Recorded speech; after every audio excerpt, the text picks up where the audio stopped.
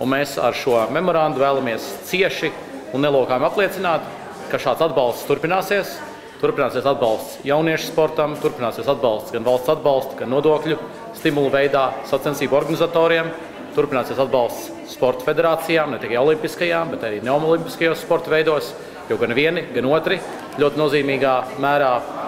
palīdz vairot un spodrināt Latvijas tēlu ārvalstīs. Apvienībā ietilpstošajām partijām ir bijusi jau sen sadarbība,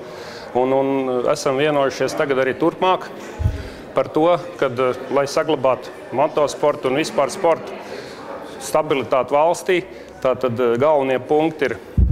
nodokļu politika attiecībā pret sportu, tāpat tās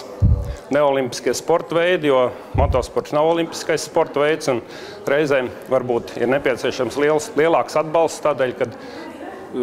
šeit, tāpat kā olimpiskajos sporta veidos, mēs nesam Latvijas vārdu pasaulē un arī ir diezgan ievērojami sasniegumi. Un tāpat tās atbalsts un federācija loma nostiprināšana Latvijā, jo patreiz likumdošanā ir daudz tādu punktu, kas prasītos papildināt, lai pastiprinātu tieši šo federāciju lomu sporta veidu pārvaldīšanā.